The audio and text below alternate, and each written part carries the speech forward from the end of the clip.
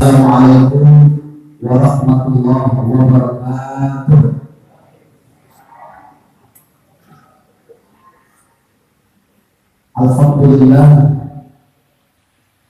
Alhamdulillahilladzi hadana li hadza wa ma kunna linahtadiya laula an hadanallah.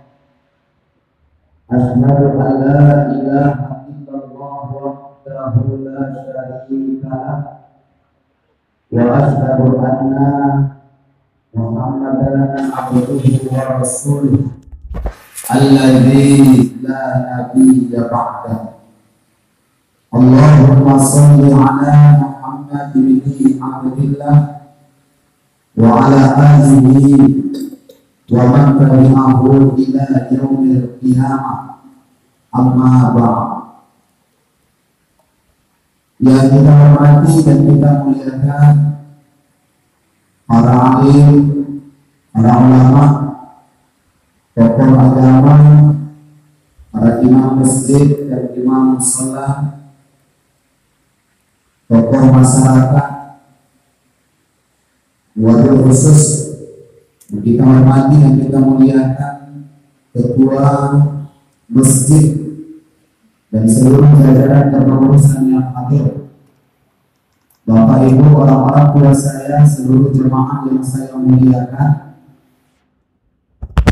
kemudian anak-anak, adik-adik yang kita sayangi dan yang kita banggakan, terlebih khusus dari umat pemuda yang hari ini mengemas acara tabiat kita pada malam ini. Mudah-mudahan semuanya kita yang hadir di sini adalah hamba-hamba Allah yang telah dijadikan oleh Allah sebagai penghuni surganya. Amin ya rabbal alamin. Bersyukur kepada Allah, salawat dan salam sama-sama kita sampaikan kepada kalam baginda Rasulullah sallallahu alaihi wasallam. Allahumma shalli wa sallim wa barik alaihi. Mudah-mudahan kita semua yang hadir di sini ditandai Rasulullah wajah kita satu persatu, dan wajah inilah nanti di padang mahsyar yang dicari oleh beliau, dan beliau berikan syafaatnya kepada kita semua. Amin ya rabbal alamin.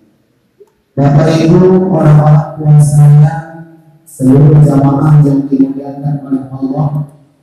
Kalau orang Melayu bilang tak kenal maka tak sayang maka tak cinta.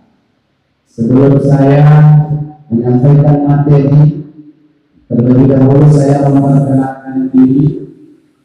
Nama saya Arif Habibi Batubara, berasal dari Sumatera Utara, tinggal di Kota Medan, tempat lahir Kabupaten Labuan Batu Utara, di sebelah Kabupaten Pasaman.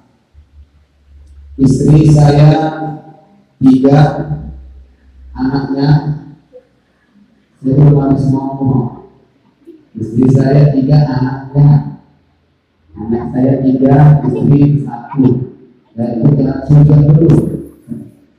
Ibu-ibu udah berani 4. Berapa ibu kamu 1? Atau kami nanti suami kami akan lagi dengan 1. Alhamdulillah saya hadir dan provinsi Riau ini bukan pertama kali. Saya ingat tahun 2021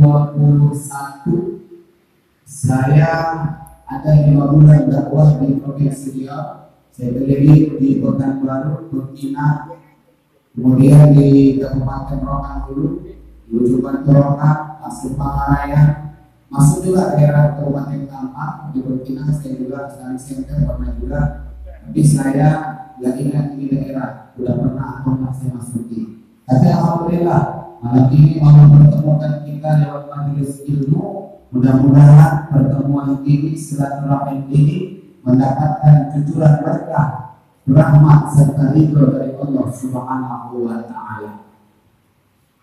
Ibu, apa kabarnya sehat, Bu? Sehat? Alhamdulillah. Bapak, apa kabarnya sehat ya, Pak? Banyak uang, tapi penyakitan.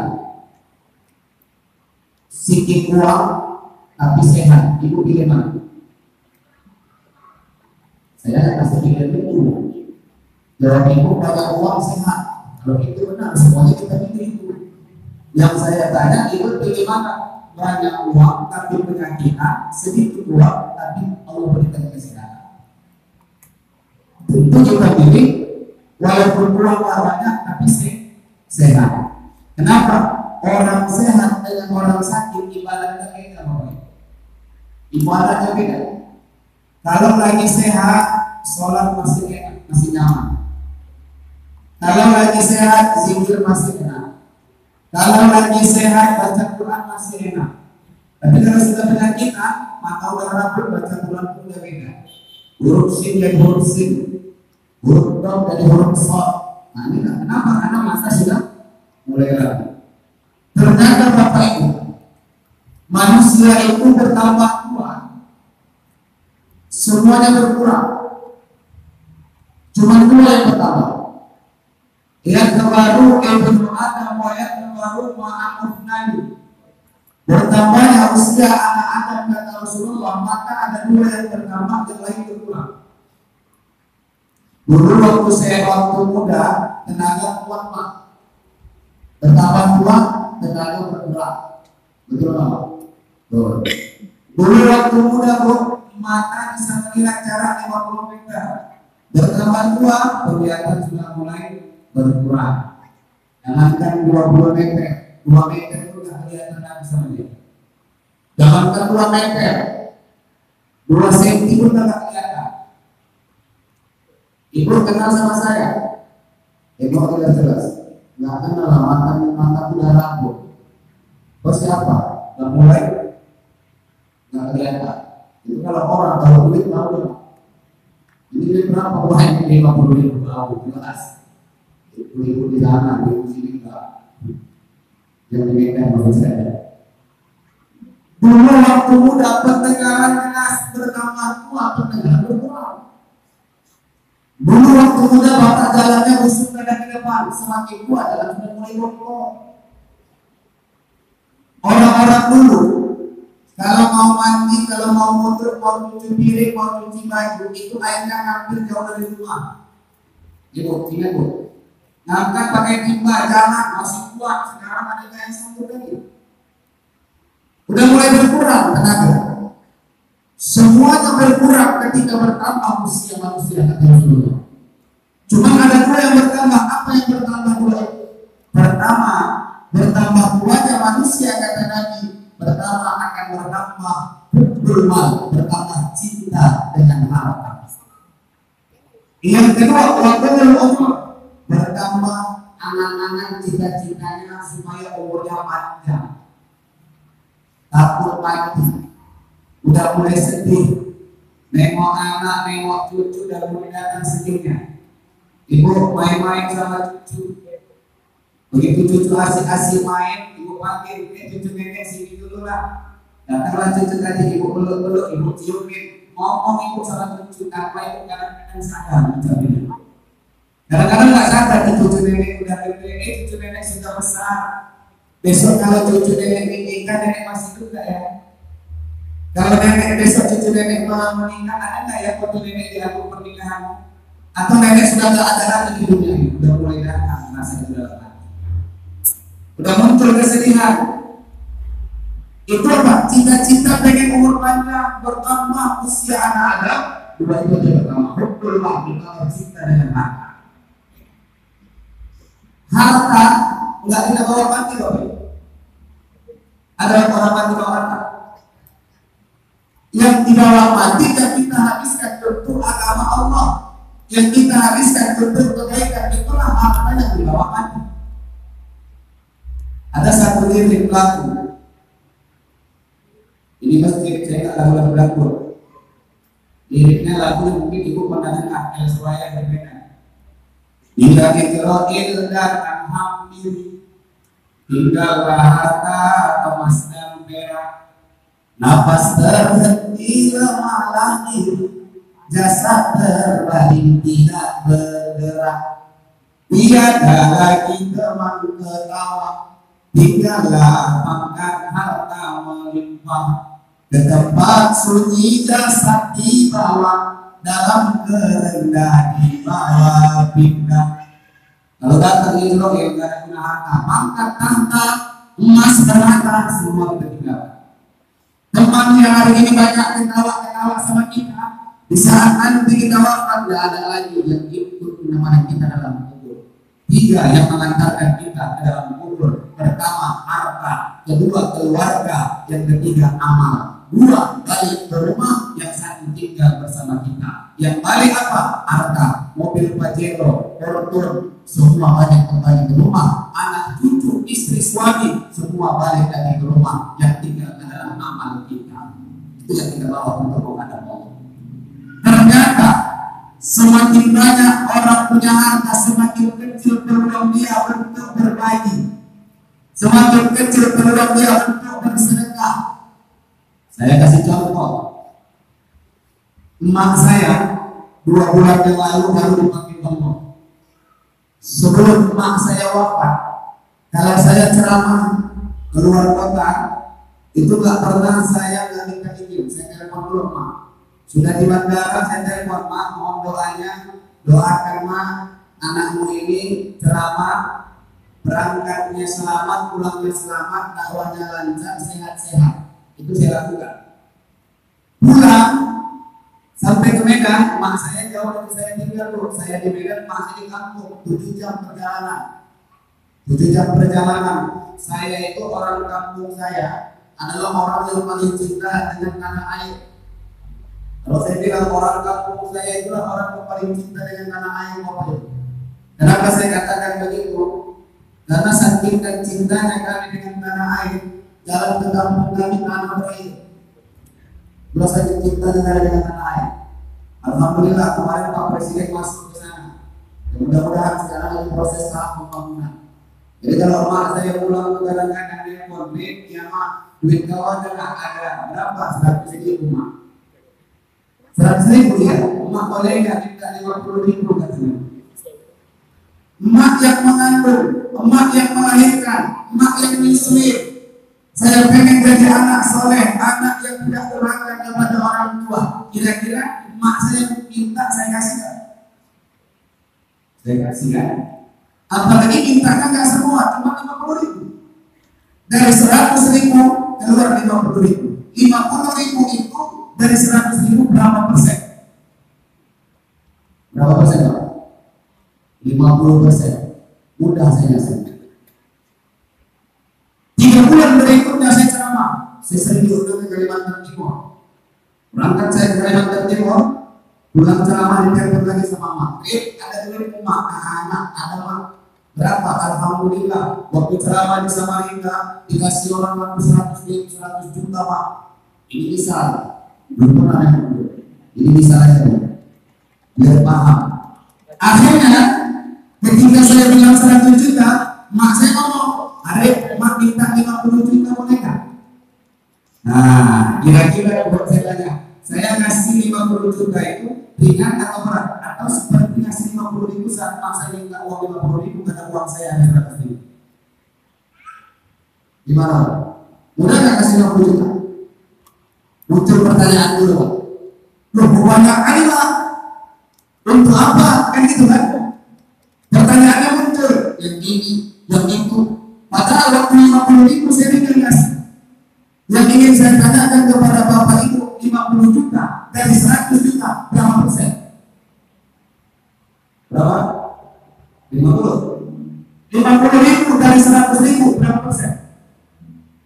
Sama-sama 50%. Cuma karena nominalnya lebih besar, berat kita mengeluarkannya. Ternyata kadang-kadang kalau banyak harta, kalau kecil perlu kita untuk berbagi.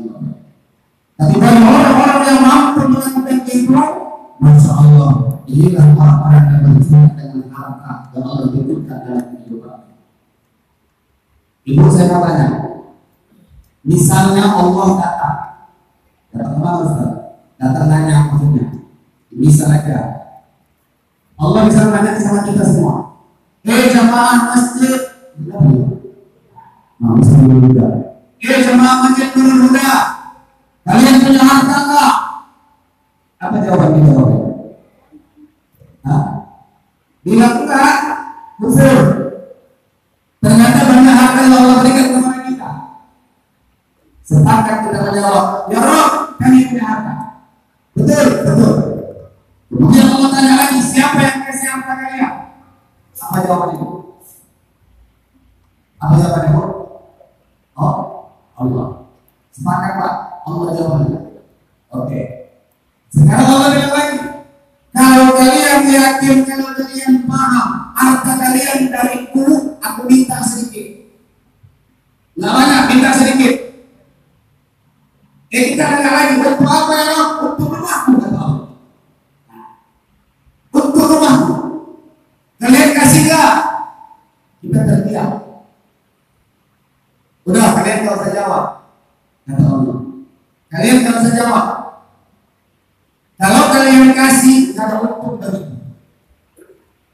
Kalian habiskan harta kalian untuk rumahku, itu juga manfaatnya oleh kalian. Kalian tidak berikan harta kalian untuk mendirikan rumahku, mensejahterakan, memakmurkan, membangun rumahku, aku tidak akan turun berdoa kepada Allah sebagai Tuhan yang Maha Tunggal. Tapi ingat, harta kalian itu dari aku minta kalian tidak kasih, nggak masalah. Tapi aku punya cara, dan banyak caraku untuk mengambil harta yang aku berikan kepada kalian. Banyak cara Allah. Kadang-kadang itu belanja ke pasar, kececer 50.000 mah, 50.000 kali kadang dompet kita Pak, kemana dompet hilang, SIM hilang, KTP hilang, semua kartu hilang, diurus, habis juga jutaan rupiah kita. Itu cara Allah ngambil harta kita. Kenapa? Mungkin kita pelik berlimpah, kita pelik untuk bersedekah, kita tak pernah menunjukkan orang-orang yang membutuhkan bantuan dari kita. Cara Allah banyak. Maka alhamdulillah Allah berikan nikmat kepada kita. Kali sering ada kotak jalan, masukkan sedikit nafkah.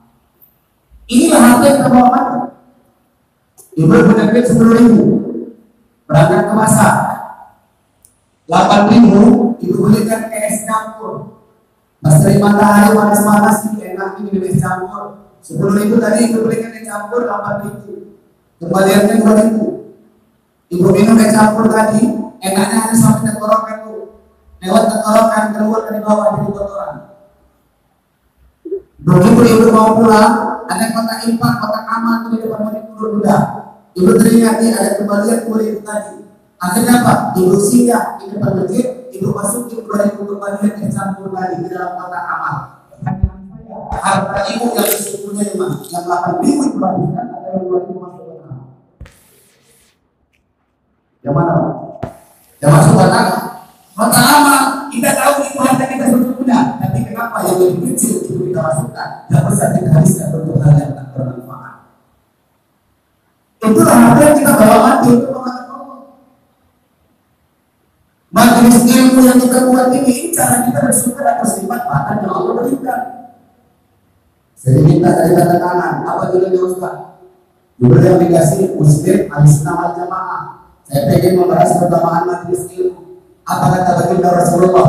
Majtama'a qaumun fi baitin min buyutillah yatluna kitaballah wa yatadarasunahu bainahum illa nazalat 'alaihim as-sakinah wa ghasyiyatuhum rahmah wa ghaffatuhum malaikah wa dzakarahumullahu fi man indah.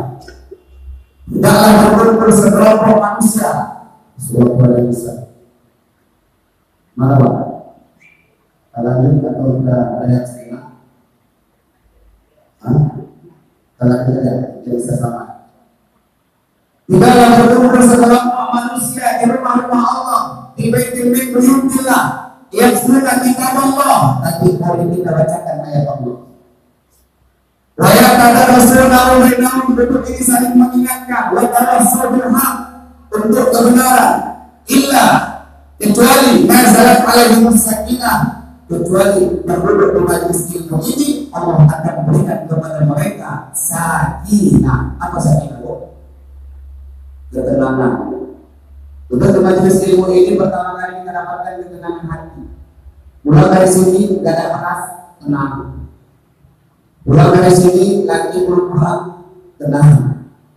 Pulang dari sini uang sekolah anak besok belum bayar, tenang. Kenapa? Karena Allah. Sehebat apapun amal ibadah kita, tidak akan pernah bisa melawan ketetapan dan takdir dari Allah Subhanahu wa Ta'ala. Ini yang dikatakan Imam Ibnu Athaillah asalkan dari dalam kitab Al-Hikam. Yo, bro, ibu nggak ada beras, rumah nanti pulang tenang. Hah? Yakin tenang? Mulai ragu kan? Minta beras sama siapa, bro? Sama Allah atau sama suami? Ayo, hah? Mintanya sama Allah, jangan sama suami. Minta sama Allah, tapi pastikan suami di sebelah. Ibu lagi sholat doa, ya Allah beras habis ya Allah berbuat. Bisa di suami, dia suami kena. Kenapa Allah berikan ketenangan bagi orang yang duduk di majelis ilmu? Karena orang yang duduk di majelis ilmu ini orang yang berzikir kepada Allah Subhanahu wa Ta'ala. Ibu ingat lagi, bisa tenang tak? Pak, ingat ini bisa tenang tak? Bisa tenang tak ingat ini? Nah, bisa. Ingat bedaknya, ingat belanjanya, ingat bajunya, ingat anak bisa tenang, ingat sekolah, udah SD, tamat SD, mau SMP di mana, udah tamat SMP, SMA-nya di mana, udah tamat SMA, kuliah di mana, udah kuliah nanti bisa kerja atau enggak, udah kerja nanti bisa nikah sama anakku atau enggak, atau ada jodohnya, atau nanti anakku nikah, udah nikah bisa ke anaknya, udah punya anak bisa ke anakku di rumah. Udah beli rumah bisa nggak beli mobil, udah beli mobil bisa nggak buat usaha, bisa nggak kamar wallet, bisa nggak berternak ayam, macam-macam kan. Ternyata nggak bisa tenang ingat anak, ingat harta, mantu nggak bisa tenang. Yang bisa tenang ingat siapa? Ingat siapa? Ala dzikrillah tatma'innul qulub. Ketahuilah hanya mengingat Allah hatimu menjadi tenang. Makanya orang yang duduk di majelis ilmu bisa mendatangkan ketenangan dalam hati. Bahkan kata Imam Syafi'i, yang bilang Imam Syafi'i bukan saya, tapi kata sepatu ada di situ luas awal. Saya mungkin tanda tanya, ini ada waskaranya ada itu deh waskaranya ya. Saya tanya ini waskarinya apa maksudnya? Waskari itu artinya was palsu. Ustaz Abdul Somad palsu. Nah itu artinya palsu. Alhamdulillah. Nanti kalau itu buat saya sembarang tua, saya sudah ditanya sama beliau. Saya sudah 12 kali ketemu beliau. Terakhir saya ketemu di Medan dan ceramah Semanggur. Sebelum beliau ceramah saya duluan yang ceramah. Dan beliau itu kampungnya akhirnya di Kabupaten Asahan, Desa Sidoarjo. Kampung saya sebelah kampungnya beliau. Kalau saya pulang kampung itu saya lewati kampung beliau. Nah itu makanya dibilang buat sekali karena dibilang orang muka saya, wajah saya mirip sama Ustaz Abdul Somad. Kata orang, padahal almarhum saya nggak setuju kalau saya bilang mirip Ustaz Abdul Somad. Nggak setuju mak kalau mau dibilang mirip Ustaz Abdul Somad. Terus gimana lagi mak? Mau begitu bilang orang, pokoknya mak nggak setuju. Jadi mak setuju gimana dia bilang? Ustaz Abdul Somad mirip sama kau katanya. Sama aja sih. Itu lebih kuat Ustaz Abdul Somad, lebih kuat saya lebih itu beliau. Ditulis Ustaz Abdul Somad, KW itu palsu biruan maksudnya. Tapi saya tak pernah di rumah beliau. Kadang-kadang ada juga yang tiga-tiga ada sokali mengikuti puas. Karena pula buka saya bisa mengikuti puas. Dan saya tak pernah minta sama Allah lain kenapa mirip sama Ustaz Abdul Somad, tak ada. Ya begini, Allah buat adalah ketetapan dari Allah Subhanahu wa Ta'ala. Allah berikan ketenangan dalam hati ketika kita banyak ingat sama Allah, berzikir sama Allah. Disampaikan pengumuman Ustaz Abdul Somad KW, Ustaz Alim Habibi Batubara hadir di masjid ini. Mungkin dari murid juga ada, mungkin diumumkan lagi di masjid. Tahu dia ada majlis taklim di masjid ini. Dia bisa hadir, tapi tak mau hadir bukan karena ada hal yang penting malasnya. Apa kata Imam Syafi'i kepada orang seperti itu? Takbir alaiha arba'an, ucapkan kepadanya kalimat takbir sebanyak 4 kali. 4 kali takbir salat apa? 4 kali takbir salat. Salat jenazah. Dan bilang Imam Syafi'i, Pak, buat saya jangan protes saudara. Enak aja Ustaz bilang Nabi kayak orang mati. Ya bilang Imam Syafi'i, dia bisa hadir tapi tidak mau hadir karena malasnya. Kata Imam Syafi'i itu sama orang kayak orang mati, tidak ada guna hidup. Kecuali memang ada hal yang penting yang harus dilakukan. Di majelis ilmu ini luar biasa. Yang kedua kata Nabi apa? Wa wasiyatul rahmah, Allah turunkan rahmah. La tanzilur rahmah min qatil rahim. Tidak akan Allah turunkan rahmat ke dalam satu tahun, ke dalam satu kampung, ke dalam satu majelis, ke dalam satu serikat, ke dalam satu organisasi, di dalam satu persatuan, di dalam satu rumah tangga. Kalau di dalam itu ada yang memutuskan hubungan silaturahim. Menurut kita datang ke sini silaturahmi kita turun rahmat Allah. Dulu di zaman Nabi pernah terjadi apa ya? Di zaman Nabi pernah terjadi ketika Nabi selesai sholat, Nabi menghadap kepada jemaah sahabat.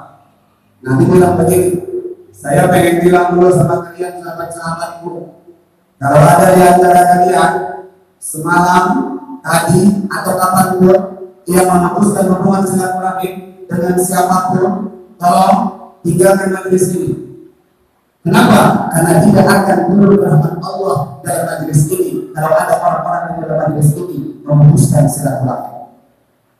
Berdiri seorang sahabat dia tinggalkan majelis dia pulang. Nggak berapa lama dia kembali lagi ke majelis. Ditanya sama Rasul, pulang, kenapa kau keluar dari majelis ini? Tadi kulihat kau keluar, kemudian kau kembali. Apa kata sahabat itu? Ya Rasulullah, bukankah engkau yang mengatakan tadi, apabila ada orang di dalam majelis ini yang memutuskan hubungan silaturahim, maka dia akan turun rahmat Allah ke dalam majelis ini. Aku tak mau gara-gara aku sendiri berapa banyak orang yang hadir di majelis ini tidak mendapatkan rahmat dari Allah. Itu sahabat. Kira-kira kalau bapak ibu, saya bilang malam ini, bapak ibu siapa di antara kita yang hadir di ada yang memutuskan silaturahim, orang tinggalkan majelis ini, saya bilang kira-kira ada yang keluar ini. Kira-kira ada yang keluar? Enggak ya? Alhamdulillah. Kalau jujur semua dia pulang. Jujur lah, semua pulang. Semua ada jadi musuh terbaik. Manusia terbaik bukan manusia yang tidak pernah berbuat salah. Manusia yang terbaik bukan manusia yang tidak pernah berbuat salah, tapi manusia yang terbaik ketika melakukan kesalahan, dia sadar dia salah, segera dia bertobat kepada Allah, bersalah kepada manusia yang minta maaf. Ini silaturahim. Silaturahim yang rusak karena apa? Nih,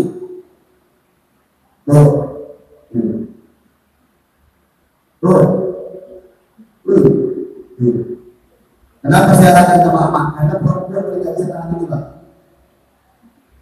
Perempuan tidak bisa tahan mulut, laki-laki tidak bisa tahan mata. Makanya kalau perempuan ketawa untuk mulut, laki-laki ketawa untuk mata. Kalau perempuan ketawa, untuk mulut laki-laki, sampai berai-berai mata yang mulut laki. Perempuan yang paling banyak masuk ke dalam neraka Allah, kenapa? Karena mulut. Di dalam mulut manusia ada satu anggota tubuh yang paling lembut, namanya lidah. Lidah tak bertulang, tapi tajamnya Masya Allah lebih tajam daripada belati. Kalau bedak menyayat tubuh masih ada harapan sembuh, tapi kalau sudah lidah menyayat hati, kemana obat tidak bisa. Hati-hati dengan lidah. Makanya kita hidup di mata Allah pakai dua anggota tubuh yang lain. Pertama pagar kita tinggi, kedua pagarnya tinggi. Ada yang pakai leher, 3 pagarnya. Ya kawat-kawat itu, ya. Sakit dan bahaya dari pagar Allah. Ini lidah yang merusak silaturahim. Suami dengan istri, batas hubungannya di mana, Pak? Kalau berucap kalimat talak selesai, Pak? Belum. Abang beradik bisa rusak hubungannya. Bertetangga rusak hubungan, karena di mulut. Gara-gara beda pemahaman fikih dibuat pakai mulut berantem, akhirnya sakit hati. Saya nggak mau suruh jadi imam lain, kenapa? Saya paham. Saya bukan orang sini, saya mau sakit. Jadi aku kan orang yang sakit, orang yang seorang setempat. Dan saya kan nggak tahu cara di sini, makanya dari dunia beda dunia.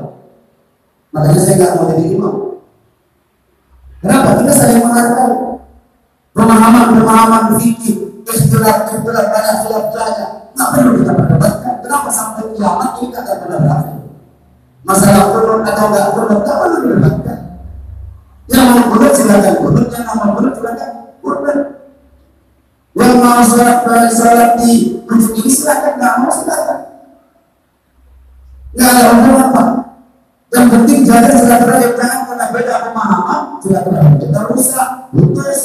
Apalagi nanti terlebih dahulu berpendapat tahun politik, beda pikiran, ribut lagi. Padahal dia nggak tahu dia kayak daun salam, daun salam. Daun salam itu, kalau itu masak pakai daun salam nggak? Daun salam itu kalau masak kan dipakai, udah masak, begitu udah masak dihidangkan daun salam itu nih. Dibuang daun salamnya, nantinya bertiji mulai dari. Jadi itulah kadang-kadang kita bukan sana nongkrong di situ kayak daun salam di dalam. Belum masak dipakai, begitu udah masak di depan dibuang juga. Itu harus bisa. Gak usah gara-gara pilihan politik dengan kita baca silaturahim gak usah. Belum juga rapat Allah nggak turun ke tempat kita. Dari kamu ini, maka di dalam nanti di akhirat ada orang kata Nabi muklis. Apa itu muklis? Bangkrut. Orang bangkrut itu kenapa dia bangkrut? Dulu di dunia ahli ibadah, aktif, sholat tahajud rajin, sholat fardu gak pernah tinggal, puasa sunnah rutin, infak tidak sering, wakaf bayar wakaf zakat hartanya sering rutin dilakukan, ibadah sunnah gak pernah tinggal, sedangkan sunnah gak tinggal apa? Dia wajib, tapi mulutnya kasar sama orang. Mulutnya kalau ngomong suka nyakitin hati orang. Nanti datang menghadap Allah. Datang ke Allah malaikat. Iya malaikat dibawa di neraka dimasukkan ke dalam surga. Kenapa dibawa ke dalam surga ya Allah? Ini waktu di dunia ahli ibadah. Ahli ibadah waktu itu. Sholat nggak pernah tinggal, haji pun nggak pernah ahli ibadah. Sampai orang baik tentang sama dia. Tapi kan seringnya jadi pertanyaan. Tapi mulutnya nyakitin hati tetangga. Nyakitin hati sahabat, nyakitin hati keluarga, sampai berpisah di dunia, belum ada yang dimaafkan orang yang dia sakit. Datang satu orang, begitu berdoa ke dalam surga, jarang berdoa ya, kenapa? Aku minta keadilan. Apa kata malaikat? Di mana nih orang? Ini minta keadilan. Keadilan apa? Ini hambamu yang lagi ibadah, memang dia suara dia nggak pernah tinggal.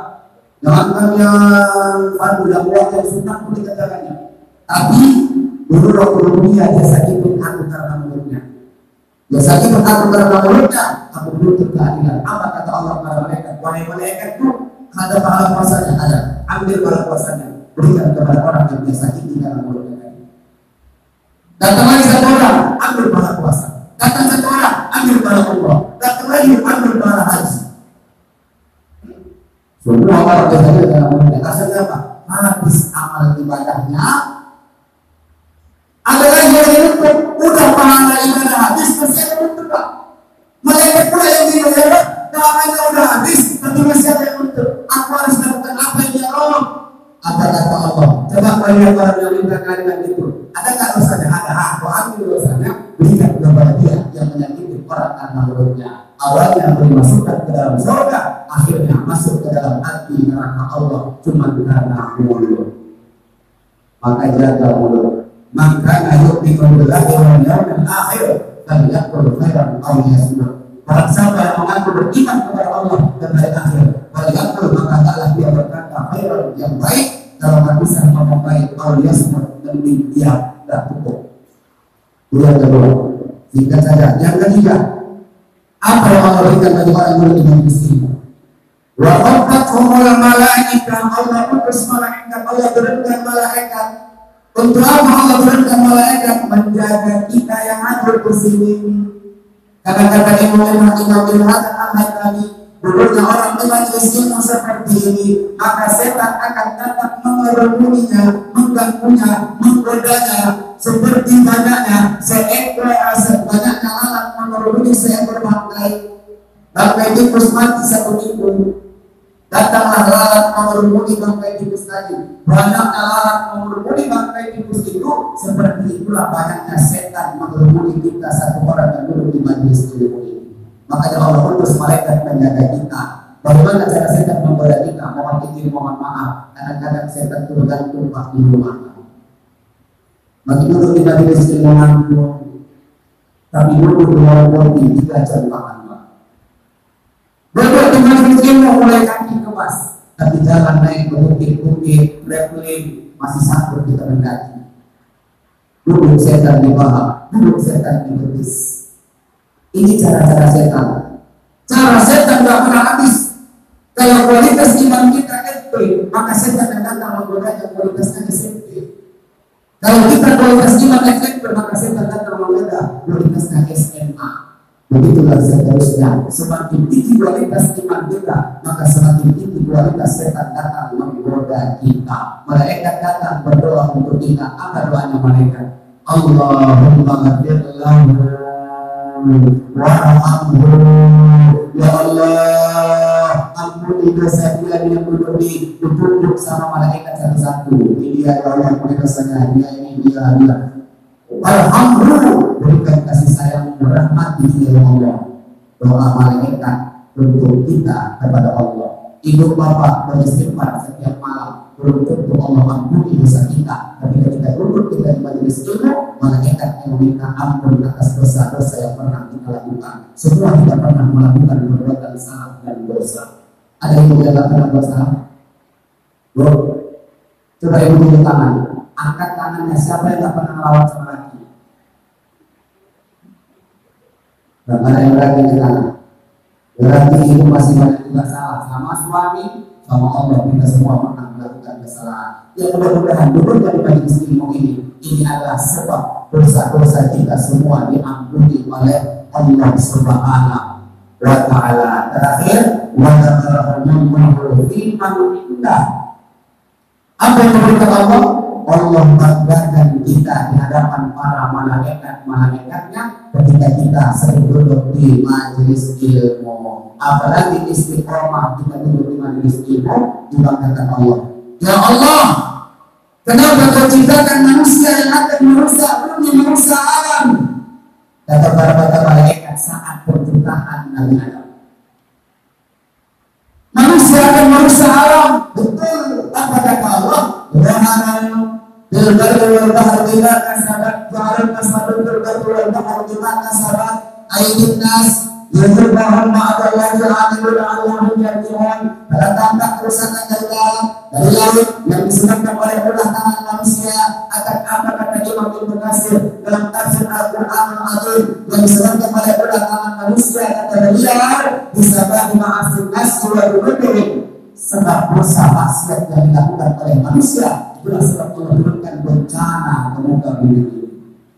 Banyak dosa kita yang kadang-kadang menyebabkan musibah karena manusia itulah turunnya bencana, dan manusia itulah manusia alam semesta ini. Tapi di saat ada hamba-hamba manusia-manusia yang duduk di majelis ilmu, istiqomah duduk di majelis ilmu, apa kata Allah kepada mereka?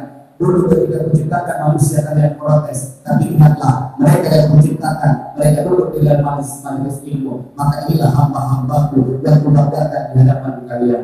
Mudah-mudahan Bapak Ibu kita semua yang duduk di sini dibanggakan Allah di hadapan para malaikat-malaikatnya. Kalau terkenal di bumi mudah Pak. Saya ceramah di Samarinda, ditanya sama jemaah, Ustaz dari mana? Saya Medan. Ustaz kalau Medan dari Medan ke Binjai jauh tak? Dekat. Binjai itu dari Medan kurang lebih 20 menit masuk jalur jalan tol. Di Binjai masih banyak pisang nggak Ustaz? Gara-gara hotel yang bilang mana salam dari Binjai. Kenapa? Mungkin mau pisang salam dari Binjai. Orang luar dari Sumatera Utara menyangka Binjai itu kota Pisang. Padahal Binjai itu adalah kota rambutan. Kalau Bapak Ibu masuk ke Binjai, ada gapura selamat datang di kota rambutan. Cuma gara-gara konten viral itu seolah-olah ikonnya kota Binjai berganti jadi kota Pisang. Terkenal gara-gara konten, tapi terkenal itu bisa jadi hanya di bumi. Kita tidak terkenal bumi yang kita kejar, tapi terkenal dengan penduduk langit. Bukan hanya manusia yang mengenal kita, tapi para malaikat mengenal kita. Apa caranya? Istiqomahkan duduk di dalam majelis ilmu. Kemudian ada majelis ilmu di majelis ini, datangi, ayo sama-sama kita dengarkan kajiannya. Siapa ustaznya, ambil kebaikan-kebaikan yang disampaikan. Karena semua ustaz yang hadir tidak akan sama pemahamannya. Jangan kita berdebatkan. Selagi masih ada dalil yang kuat untuk menyatakan satu pernyataan seustad, silakan. Ayo sama-sama kita menghargai. Karena perbedaan itulah maka ada kalimat saling menghargai. Kalau tidak ada perbedaan, maka tidak akan ada saling menghormati, saling menghargai. Karena perbedaan itu, sebuah perbedaan adalah keindahan. Jangan berikan perbedaan itu perpecahan. Perbedaan itu adalah sebuah keindahan di dalam agama kita yang mulia ini. Itu saja Bapak Ibu.